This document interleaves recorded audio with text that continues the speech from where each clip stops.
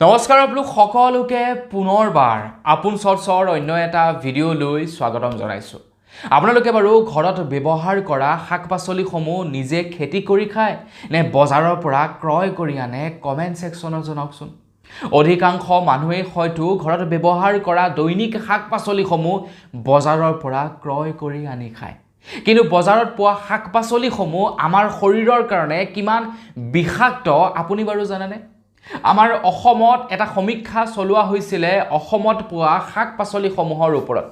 আৰু শুনিলে আপোনালোকে আচৰিত হ'ব, সেই সমীক্ষাত প্ৰকাশ পাইছে যে অসমৰ বজাৰসমূহত বিক্ৰী হোৱা প্ৰায় সংখ্যক শাক-চব্জিতে এনেকুৱা কিছুমান কালাৰ মিহলি কৰোৱা হয় শাক-পাচলিবিলাকক ফ্ৰেছ কৰি ৰাখিবৰ কাৰণে, যিবিলাক খোৱাৰ ফলত নেকি আমাৰ শৰীৰৰ বিভিন্ন ধৰণৰ বেমাৰ আজাৰ হ'ব পাৰে, ডাঙৰ ডাঙৰ বেমাৰ আজাৰ হ'ব পাৰে। তো বন্ধু বান্ধৱীসকল, এই পৰীক্ষাত যি তথ্য ওলাই পৰিছে, এই তথ্যটো সঁচাকৈয়ে এটা আচৰিতজনক। আমি এনেকুৱা কিছুমান চব্জি দৈনিক খাই আছোঁ যিবিলাকে নেকি আমাৰ শৰীৰটো লাহে লাহে ভিতৰি মাৰি নি আছে। কিন্তু উপায়ো নাই, আমিতো শাক চব্জি খাবই লাগিব। আৰু শাক চব্জি নাখায় আমি খাম কি? আমি খেতিও কৰিব নোৱাৰোঁ, গতিকে সেইখিনিকে খাব লাগিব। আমাৰ হাতত এতিয়া উপায়ো নাইকিয়া হৈছে, যাৰ বাবে নেকি অসম বিধানসভাৰ নতুন অধ্যক্ষ ৰঞ্জিত কুমাৰ দাসে অসমত বিক্ৰী হোৱা শাক চব্জিসমূহত ৰাসায়নিক দ্ৰব্য মিহলি কৰাটো সম্পূৰ্ণৰূপে বেন কৰি দিছে। এতিয়া আমিতো দৈনিক খাই আছোঁ শাক চব্জিবিলাক, তো সেই শাক চব্জিবিলাক ফ্ৰেছ কৰি ৰাখিবৰ বাবেনো কেনেকুৱা ধৰণৰ কেমিকেলবিলাক মিহলি কৰে, আৰু সেই কেমিকেলবিলাক খাই থকাৰ ফলত আমাৰ শৰীৰত কেনেকুৱা ধৰণৰ বেমাৰ আজাৰবিলাক হ'ব পাৰে, সেই সম্পৰ্কে আজিৰ এই ভিডিঅ'টোত মই আপোনালোকক জনাম। তো ভিডিঅ'টো প্ৰথমৰ পৰা শেষলৈকে চাই থাকিব। মই শ্ৰীপানী গগৈ, আপোনালোকে চাই আছে আপোন চৰ্টছ। আহক আৰম্ভ কৰোঁ আজিৰ ভিডিঅ'। আগবাঢ়িছোঁ আজি খবৰটোৰ ফালে। আমি বজাৰত পোৱা প্ৰায় সংখ্যক শাক চব্জিতেই ৰাসায়নিক দ্ৰব্যবিলাক মিহলি কৰে বেপাৰীসমূহে। প্ৰায়বিলাক শাক চব্জিতে ৰাসায়নিক দ্ৰব্যবিলাক মিহলি কৰে। আপুনি যাৰ পৰা ক্ৰয় কৰি আনে তেখেতে হয়তো মিহলি নকৰিব পাৰে, কিন্তু তেখেতে যাৰ পৰা ক্ৰয় কৰি আনিছে, যিজন খেতিয়কৰ পৰা ক্ৰয় কৰি আনিছে, তেখেতে হয়তো ৰাসায়নিক দ্ৰব্যৰে সেই খেতিবিলাক কৰিব পাৰে, আৰু যাৰ ফলত নেকি আমাৰ শৰীৰৰ যথেষ্ট পৰিমাণৰ ক্ষতি হ'ব পাৰে। তো সেইবাবে পৰাপক্ষত আপোনালোকে কি কৰিব জানেনে? এই পাহাৰৰ পৰা যিবিলাক মানুহ নেকি বজাৰত আহি যিকোনো শাক চব্জিবিলাক বিক্ৰী কৰে, সেইবিলাক খাব। পাহাৰীয়া শাক চব্জিবিলাক, সেইবিলাকত কোনো ধৰণৰ কেমিকেল নাথাকে। তো সেইবিলাক খালে আপোনালোকৰ শৰীৰ সুস্থ হৈ থাকিব। বাৰু যি কি নহওক, বজাৰত পোৱা প্ৰায় সংখ্যক শাক চব্জিতেই যিহেতু কেমিকেল মিহলি কৰা হয়, এতিয়া কোনবিলাক শাক চব্জিত কেনেকুৱা ধৰণৰ কেমিকেল মিহলি কৰে শুনিলে আচৰিত যে হ'ব আপোনালোকে। লেৰেলি যোৱা শাক চব্জিও মাত্ৰ এটা অকণমান কেমিকেল দিয়াৰ লগে লগে তাজা হৈ পৰে। ধৰি লওক লেৰেলি গৈছে বিভিন্ন ধৰণৰ শাক চব্জি, যেনে আপোনাৰ লাই, পালেং, মূলা, এইবিলাক লেৰেলি গৈছে, তো তাত অকণমান কেমিকেল মিলাই দিব, পিছদিনাখনি দেখিব আকৌ তাজা হৈ পৰিছে। এনেকুৱা ধৰণৰো কেমিকেলবিলাক মিহলি কৰে অসমত বিক্ৰী হোৱা শাক পাচলিসমূহত। তো খবৰ ওলোৱা অনুসৰি শাক পাচলিসমূহত মেলাচাইট গ্ৰীণ নামৰ এবিধ সামগ্ৰী ব্যৱহাৰ কৰে, যিবিধ সামগ্ৰীয়ে নেকি ভেন্দি, কেৰেলা, পটল এই সামগ্ৰীবিলাকত সেউজীয়া চাইনিংটো আনে। তো যিহেতু ভেন্দি, কেৰেলা এইবিলাক সেউজীয়া কালাৰৰ থাকে, তো সেউজীয়া কালাৰটো অধিক উজ্জ্বল কৰি পেলায়। ৰডামিন বি নামৰ এবিধ কেমিকেল মিহলি কৰা হয়, যিবিলাক চব্জি নেকি গোলপীয়া কালাৰৰ থাকে, যেনে ধৰি লওক আলু হৈ গ'ল, যেনে আপোনাৰ গাজৰ হৈ গ'ল। তো এইবিলাকক চাইনি কৰিবৰ কাৰণে ৰেডামিন বি নামৰ এবিধ কালাৰ ব্যৱহাৰ কৰা হয়। মেটানিল য়েল্ল' নামৰ এবিধ সামগ্ৰী ব্যৱহাৰ কৰা হয়, য়েল্ল' জাতীয় সামগ্ৰীবিলাকত য়েল্ল' কালাৰটো অধিক গাঢ়া কৰিবৰ কাৰণে, দেখিবলৈ সুন্দৰ কৰিবৰ কাৰণে। লেড ক্ৰমেট নামৰ এবিধ সামগ্ৰী ব্যৱহাৰ কৰা হয়, যিবিলাক পাচলি নেকি হালধীয়া বৰণ হয়, সেইবিলাকত ব্যৱহাৰ কৰা হয় লেড ক্ৰমেট নামৰ এবিধ সামগ্ৰী। তাৰ লগতে কপাৰ ছালফেট নামৰ এবিধ সামগ্ৰী ব্যৱহাৰ কৰা হয়, যিবিলাক শাক চব্জি নেকি লেৰেলি যায়, সেইবিলাকক তাজা কৰিবৰ কাৰণে।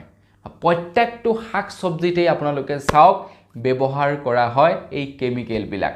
এতিয়া এই বস্তুবিলাক এই কাৰণে ব্যৱহাৰ কৰা হয় কাৰণ বজাৰত আপোনালোকে চাব যিটো ভেন্দি খুতুৰা মুতুৰা পৰা যিটো কেৰেলা খুতুৰা মুতুৰা পৰা যিটো জিকা খুতুৰা মুতুৰা পৰা মানুহে সেইটো নিকিনে কিয় নিকিনে বাবে এইটো বেয়া খাবলৈ ভাল নালাগিব কিন্তু দেখিবলৈ যিটো নেকি তাজা হৈ থাকিব মচমচীয়া হৈ থাকিব একদম উজ্জ্বল হৈ থাকিব ফ্ৰেছ লাগিব সেইটো মানুহে ক্ৰয় কৰি আনে কিন্তু সেইটো যে মস্ত কেমিকেল এডৰা মিলাই থৈছে মানুহে গমেই নাপায় গম পাইছে আপোনাৰ ঘৰত কৰা জিকাটো কিমান ডাঙৰ হয় কওকচোন আপোনাৰ ঘৰত যিটো তিয়হৰ খেতি কৰে তিয়হটো কিমান ডাঙৰ হয় আপোনালোকে নিজেই কওকচোন বজাৰত পোৱা তিয়হবিলাক কিমান ডাঙৰ হয় বজাৰত পোৱা জিকাবিলাক কিমান ডাঙৰ হয় আপোনাৰ ঘৰত কৰা গাজৰ কিমান ডাঙৰ নহয় কিন্তু বজাৰত পোৱা গাজৰটো কিমান ডাঙৰ হয় আপোনালোকে এবাৰ নিজেই ভাবকচোন গতিকে সকলোবিলাক বস্তুতে কেমিকেল মিলোৱা থাকে তো এই শাক-পাচলিসমূহ খাই থকাৰ ফলত আমাৰ শৰীৰত কৰ্কট ৰোগ হ'ব পাৰে যিসকল মহিলা গৰ্ভৱতী হৈ আছে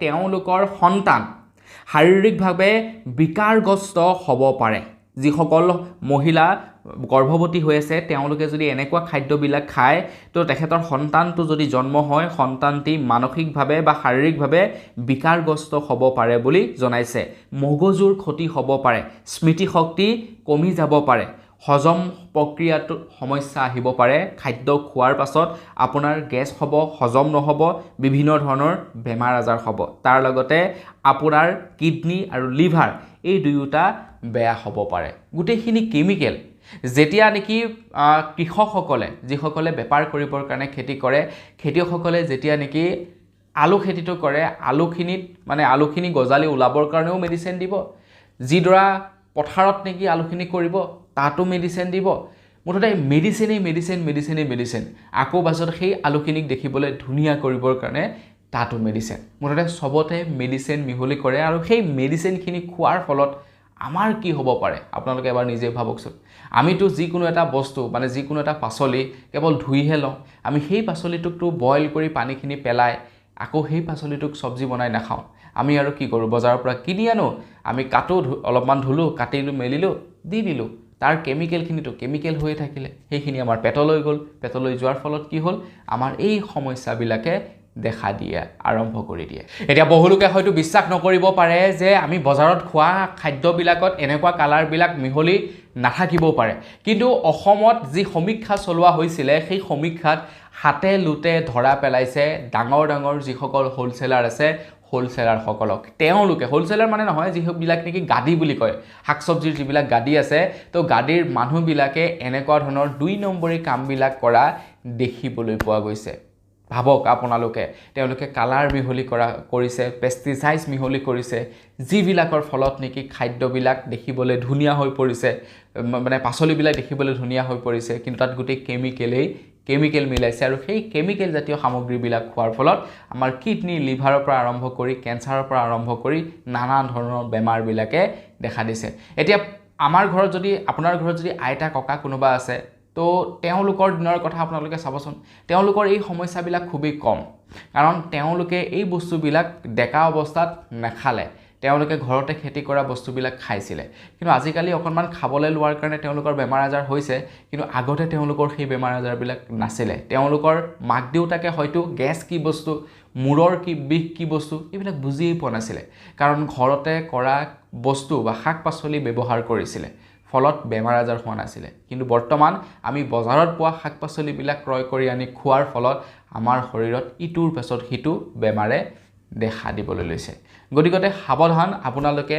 বজাৰৰ পৰা সবজি ক্ৰয় কৰি আনিবলৈ যাওঁতে ভালদৰে চাই চিতি আনিব ঘৰত ভালদৰে আনি ধুব তাৰ পাছতহে খাব নহলে কিন্তু আপোনাৰো বেমাৰ আজাৰ হ'ব পাৰে তো বড়নিকল বস আজি ভিডিও জনাবলগীয়া সৰু এটা ইনফৰমেশ্যন ইমানে আছিলে জানি কেনে ভালে কমেন্ট সেকশনত জনাব যদি ভাল লাগিলে লাইক এটা কৰি দিব চেনেলটো সাবস্ক্ৰাইব কৰা নাই সাবস্ক্ৰাইবটো কৰি ল'ব পুনৰ এটা ভিডিও লগ পোৱাৰ খাজলৈ বিৰাম কিছু ধন্যবাদ জয় অসম